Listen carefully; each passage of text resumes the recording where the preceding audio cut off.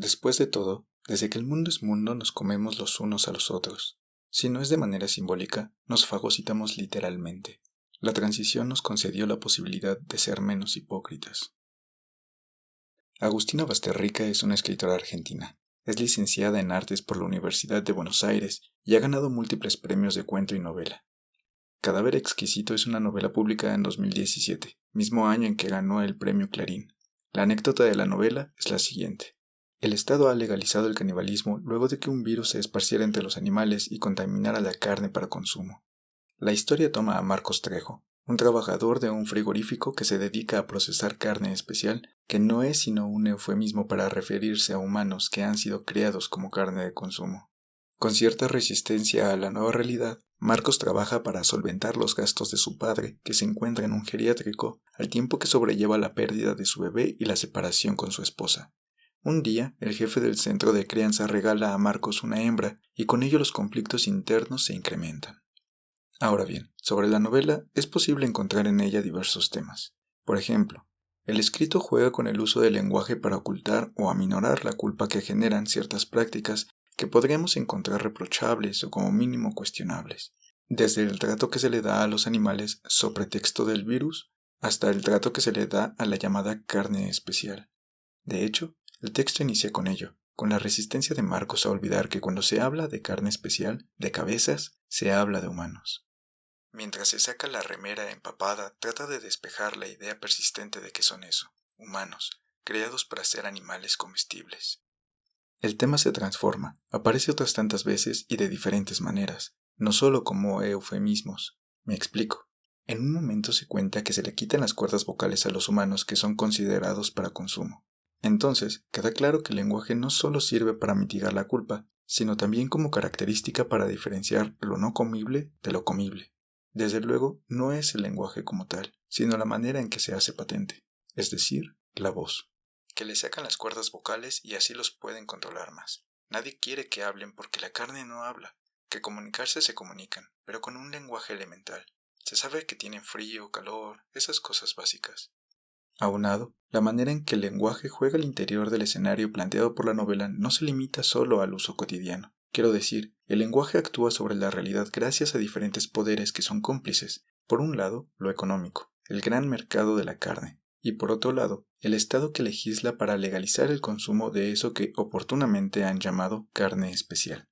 Esto me parece importante señalarlo porque hay un momento en el que tal complicidad llega a lo que juzgo como el punto culmen, la actitud de los sobrinos de Marcos. Como no conocen otra realidad, los sobrinos de Marcos han normalizado el consumo de carne especial. No parecen encontrar problema en consumirla. Es más, no parece inquietarles la enorme semejanza entre eso que consumen y ellos mismos, al grado que preguntar por el sabor de alguien no figura como producto de una actitud perversa. En su contexto, hay malicia en las intenciones, pero es una malicia desteñida, muy diluida. Si la escena es provocativa, lo es por la lejanía que tendríamos nosotros respecto de su cotidianidad.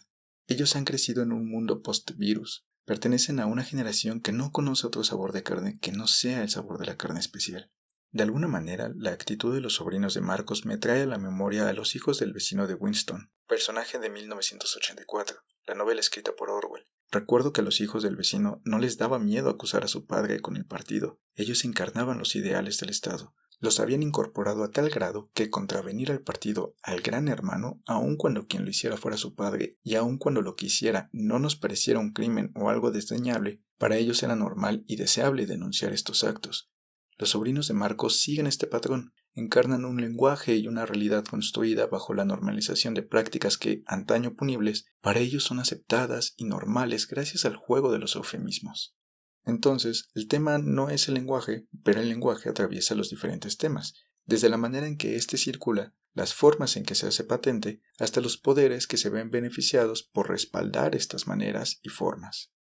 Y así como estos, hay otros temas. Están ahí, además, el canibalismo simbólico, la manera en que la sociedad percibe a las mujeres, las maneras en que se ejerce violencia sobre ellas. No son pocos ni tan laxos los pasajes en los que se violentan a las cabezas hembras, y no es difícil relacionarlo con la trata de personas, o con formas de violencia que suceden en el día a día de las mujeres. Quisiera enseñarle a leer, pero ¿cuál es el sentido si ella no puede hablar y jamás podría integrarse a una sociedad que la ve como un producto comestible? Como estos, seguro habrá algunos temas más que aparecen en el texto. Naturalmente, el maltrato animal es uno de ellos. No obstante, me parece que lo destacable del texto no son los temas y su tratamiento o una posible postura frente a ellos, sino que lo destacable es la incomodidad que puede generar la novela. Entonces, sí, colocaría por encima la capacidad de la novela para incomodar. Que piense esto no es gratuito. Tiene como base que no considero que la novela tienda hacia una lección moral. Los temas aparecen al lector como en una parte del texto aparece el proceso por el que son sometidas las cabezas para procesar su carne. Recurriré a un pasaje de la novela para ser más claro. En un momento, el frigorífico requiere contratar a un empleado. Dos postulantes son llevados por diferentes instancias del frigorífico y se les muestra el tratamiento que se le dan a las cabezas. Este tratamiento es puro maltrato, puros actos fácilmente identificados como obscenos y violentos.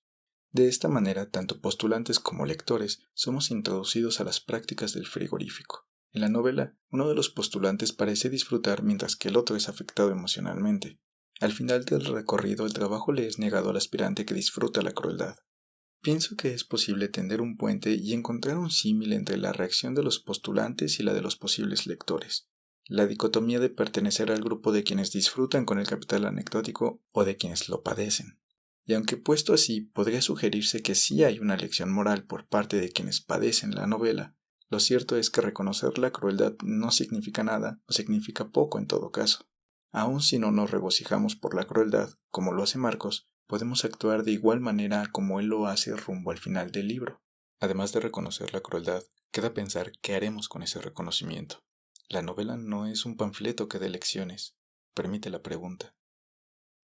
¿Vos entendés que no tenés pensamiento propio, que lo único que haces es seguir las normas que te imponen? ¿Vos entendés que todo esto que estás haciendo es un acto vacío? ¿Podés llegar a sentir algo de verdad, vos?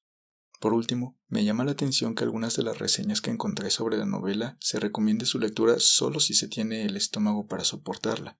De acuerdo a lo que he dicho y suponiendo que algo de ello tiene sentido, la invitación podría hacerse no a quienes sí la pueden soportar, sino a quienes son susceptibles de padecerla, porque en una forma muy particular de ese padecer es posible que surja la pregunta.